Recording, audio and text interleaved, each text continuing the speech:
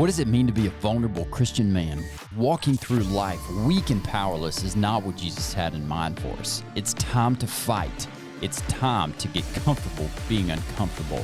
We are Obi, Sean, Brandon, and Shane, and this is The Uncomfortable. Hi. Hi. Thanks for being here. Welcome back to the show, Uncomfortable Truth. We are Obi, Sean, and Eric is filling a seat this morning. If you saw the last episode. Obi, Shane. Obi, Shane. He's not Sean today. Holy moly, that's uncomfortable. Weren't you just complaining like a couple weeks ago how everyone calls you Sean? Yes, I was. He was. And now he's calling himself Sean. That's probably why other people call me Sean, because maybe my entire life I'd be like, hey, my name's Sean. I'm Sean. What's your name? Holy moly. You can tell we've been doing this show a while, and I'm just used to saying certain Obi, names. Sean, and Brandon, and Shane. Oh, my goodness, You man. actually do usually say it in that order. We're Yeah. Obi, Sean, Brandon, and Shane. Yeah. And you just said, we're Sounds Obi, good that Sean, way. and Eric. Gosh. It's all good. It's all Well, you have an uncomfortable intro. Little this morning. bit. Okay. Little bit. We're at church last night. We have our house on the market, by the way, trying to capitalize on our real estate market that we've got going right now. I thought about you last night yeah. while you were at church. Well, I hope it was a good thought. Well, I drove by and dropped Miller off and saw your truck parked wherever you parked, right there in that spot in the corner. Yeah. And I thought, that's probably the best parking spot at this church. And then I thought, of course it is. Obi knows that. I've parked in a few of them. Okay. I like that one. Anyway, I don't know. We usually stay at church till 7:30. At 7:28, realtor calls. Hey, can y'all show y'all's house tomorrow at 11 o'clock? And we're like, yes, we've got to leave right now. Let's go. So we were up till 11 o'clock cleaning our house and trying to organize things. And I've got to leave after our next podcast and go mow my yard. These are moments that are happy cleaning and happy mowing. Yeah, except, I don't know. There's a purpose. There is a purpose, but it's more of a panicky to me. Yeah. What time? 11. 11. Okay. Yeah. So I gotta start listening. I got a little bit of time, but it was uncomfortable because That is uncomfortable. there was a lot to do. Yes. We weren't prepared. Well, ideally you need 2 days. Right. You didn't get it though. And So you got to work Owen with has it. a dentist appointment at 9 o'clock, so Okay. Amy can't be at the house between like the time she would normally get up and they're going to be there. Yeah. So basically we had to get it all done last night. Get her done, boy. We got it done. Eric, you were on the last show. This is Eric Cleveland again. Young buck coming on the show, bringing the average age down. We do appreciate that. Yes. Is there something you're going to put in the description? Like the average age is now. We'll whatever it put is. whatever you want in there, buddy. Hey, he brings the average age down to like in the 20s. No, it's what are you? Let's do this real quick. 37, 37. I'm 39. So what are we at there? 38. Well, divided by 3 and then 19. Or Yeah. what? Okay, so Math is much 37. worse. 37 and 38 is what? 37, 75? 39. Yeah. So Somewhere around there. 75 plus 20. Plus 20. 95 divided by 3. We're still at 30. It's unfortunate. Dang it. Yeah. If we do 19, because I'm not 20 yet. Oh, Yeah, I think 19. we're Is it still. still the same? Dang. Yeah, Yeah. we're still up there. We're still up there, but we're Hey, lower. it's lower. Yeah. Well, The other two guys that are on the show are older. yeah, that brings that. It's just good they're not Yeah. here. Yeah. Appreciate you guys not being here today. Yes. Hey, where'd you grow up, by the way? I grew up here in Longview, Texas, for the Okay. most part. Okay. I was born in Omaha, Nebraska. Lived there for 6 months. Don't remember any of it. Okay. Lived in Topeka, Kansas for 5 years, and then I've been You remember any of that? a little bit. I remember stepping on a wasp on our porch. I remember that. What a memory. That's all. like the only thing I remember. When I was a young buck, I grew up in Topeka, stepped on a wasp, then moved to Longview. It's about all I remember from my That's- time in Topeka. That's my story. Man, you've been going through the Bible, the New Testament, one chapter at a time. to with the eventual goal of reading the entire New Testament, correct? Correct. So we talked about a few things in the last episode of some stuff that really stood out to you. Matthew 1 was one of them. Romans 14 was one of them. Do you remember another one? I do. So the next thing for you guys, I talked to Obi a little bit about this, but I'm pursuing a call to ministry right now.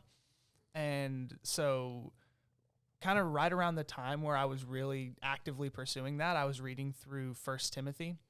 And like maybe a week after I had kind of told our youth pastor about that, just saying, hey, you know, what are some next steps I can take? I read 1 Timothy 3, which talks about just being a godly leader in the church. And just, I mean, we kind of talk about it a little bit at a college young adult, but just being a godly man, being above reproach. Yeah. Did we talk about that at church? We did last Sunday? Yeah. Or 2 Sundays ago? Mm-hmm. Okay. We did. We talked about just leading a life above reproach. And, you know, I like that word above reproach because, or those words, I feel, did you see totally rabbit hole squirrel, you know, here, but President Biden, you know, and he got up, he was doing a speech. He said, I haven't seen it, but I can imagine. He said, I've got 2 words for y'all, you know, and he says, made in America. Did this happen recently? Like last week. Oh, I can imagine the memes. All over. Okay. If it's less than 3 words, it doesn't, or 3 letters, it doesn't count as a word. Oh my goodness. That's why in like acronyms, you know, like they'll have like the in, you know, in acronyms you'll have Okay. like the letters and then you'll have like in, but that's not an I in the acronym. So, but it's basically like it's say 2 words for you, made America. You could see somebody like catching themselves right before they say the N. Made America. Oh my goodness. Have you seen him reading the sorry. teleprompter? Like That in line. was- Stop, pause. Yeah. Man. Sorry You guys about are that. about to get canceled. Yeah, I know. It's I know. yeah. Don't go down that rabbit hole anymore. Yeah, no, I won't. Show's gonna, nobody knows we're on the internet yet. You can't get Exactly. canceled. Yes. You can't get canceled when they don't know about you. But, you know, I was talking about being above reproach and how I like the thought of being above reproach because it allows you to think about, to understand that you're going to sin. It's going to happen because we're humans and we're broken and we were born sinners, but we can still live a life where we're trying not to. You know what I mean? Yeah. That's what I think about whenever we're living a life above reproach. It's like we are sinners. We've accepted that. We know it, but we're going to try to live a life not sinning.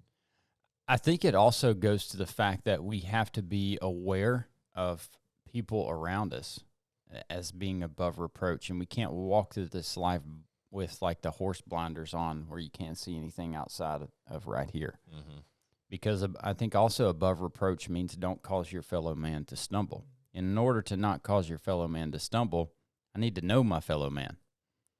And I need to know, like in the last episode, you said something about, for you, it may be a sin to sit in that chair, but for me, it may not to be. Well, I need to understand you enough to support you in your being above reproach and not sitting in that chair. And I don't need to be like, well, what's wrong with sitting in that chair? There's nothing wrong with sitting in that chair. You can sit in that chair. You're like, well, no, but like the Holy Spirit told me that I can't do that. He didn't tell me that. Sit in the chair if you want to. You know what I'm saying? And we do get I walk through life sometimes with the blinders on of just seeing what's in front of me. Yeah. So when you talked about your following a call to ministry at the moment. I know you're an intern right now up at Mobberly. that verse obviously spoke to you. It's got you thinking about being a godly man, you know, and being a godly leader. And, you know, I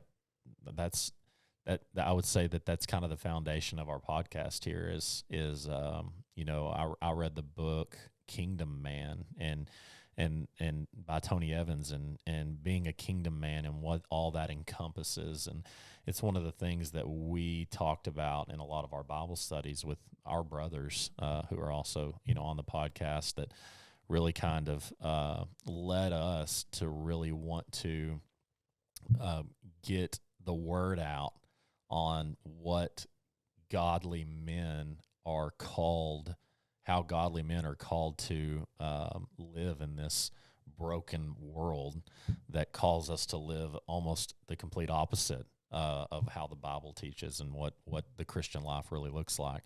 And so, you know, that being said, like, what do you, as far as leading, and, you know, where do you feel God leading you from a, you know, from a stamp, like, is there a specific group of folks that you are targeting or that you feel like you would want to be a part of in that leadership?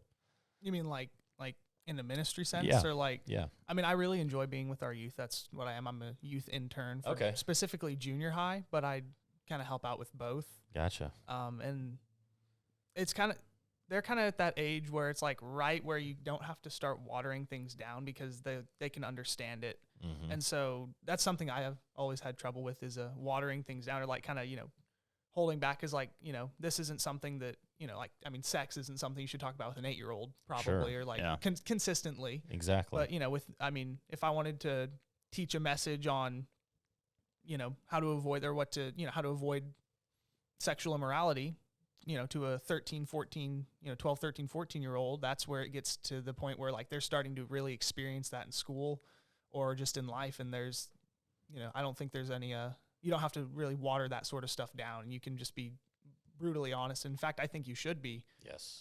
Because I was really, growing up, I was kind of, you know, Sheltered. held back, sheltered. I was homeschooled, Okay. you know, and so I didn't really even learn about this. I actually learned about a lot of that stuff because I grew up in Elevation with our youth ministry, and I learned a lot about that stuff hearing it from the kids because my parents were really hesitant to tell me about it. And so. Interesting.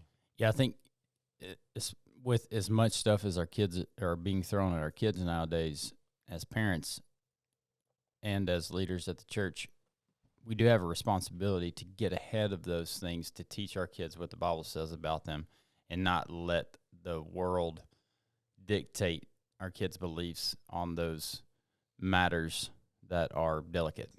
Yeah. And it's a tough task. It's a tough task. It is a tough task because even in our youth groups, you know, as you just mentioned, you're being subjected to that, and it's just going to happen. And so as parents and as leaders of those kids, you know, I mean, it's super important to make sure that they're presented and that information is entering into their minds in the right way. Yeah. You know, it's just a very difficult thing. You know, Shane's got a 14-year-old, 11-year-old. You know, I've got a 12-year-old. They're at that point, you know, where they're literally going into maybe their first years of youth, where, you know, I mean, we know that they're going to be around, you know, 15 and 16 and 17 and 18-year-olds potentially. Mm-hmm. And, you know, yeah, it may be at church that they're around them, but they're hearing, seeing, and getting information that needs to be disseminated to them in the right way. So it's exciting to know that there are young men like you that are going to be disseminating that information to our kids. Yeah. Because, you know, it's just a tough matter.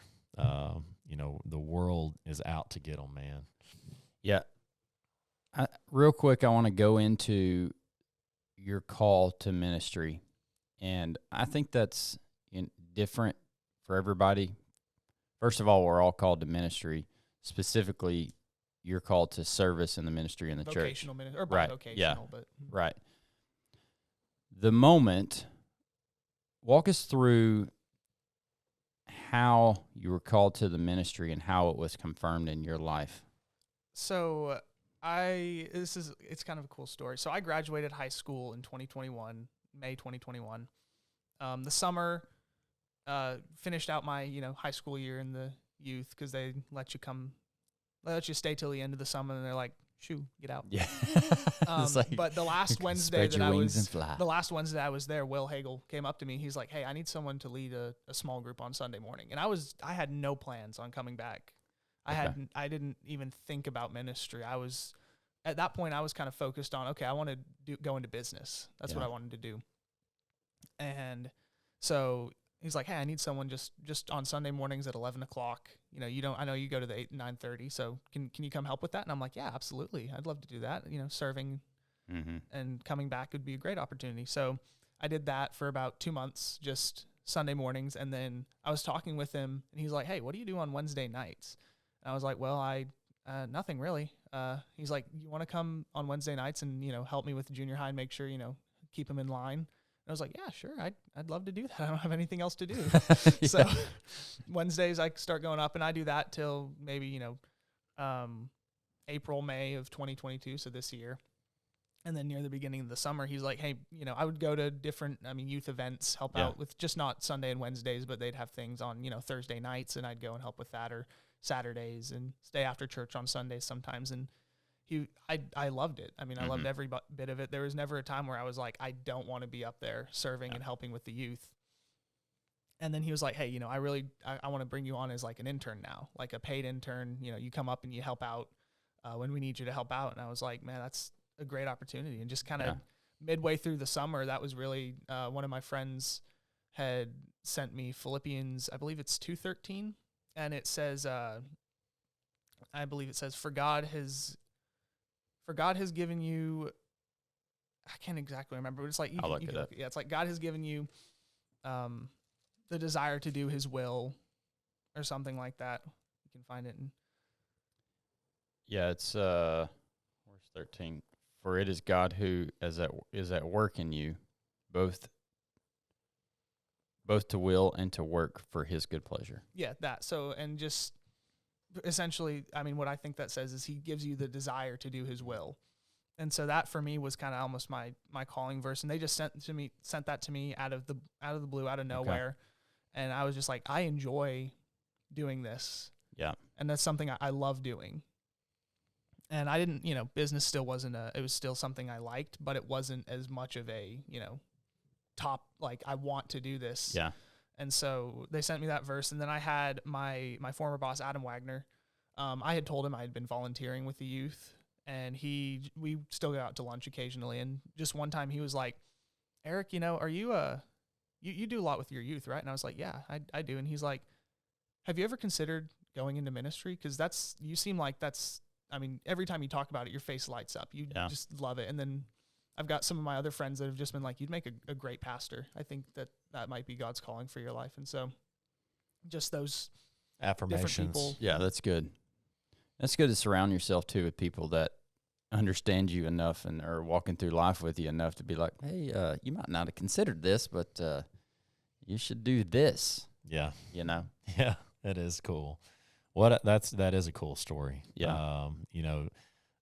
Just people affirming you in your life, and then you recognizing that God is calling you, in the way that God allowed you to recognize that, just through your joy and the peace that it brings you, and the excitement and the just the love that you have for the people that you're serving, and then it's like all that's happening, and people are seeing that, and they're guys like Adam are just telling you, man, what do you think about this? And now you choosing to act on that, and it's all part of God's plan. Yeah. Pretty awesome. That's fantastic. Yeah.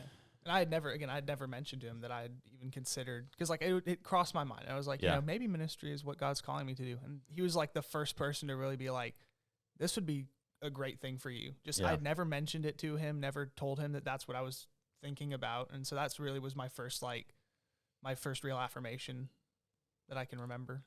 Yeah, I would just kind of close out with, there are a lot of young adults. There are a lot of high schoolers going into college. There's a lot of college students that are trying to find their way. Yeah. They don't know what direction to go. Eric and I were talking a little bit before about how some of them are literally spending hundreds of thousands of dollars in college, and they have no idea what they're going to do with that degree that they're about to get. Don't do that. Don't do that. Don't do it. Don't do that. I don't want to go down that rabbit hole Yeah. either. But at the end of the day, pursue your passions. Stay locked in to God's word.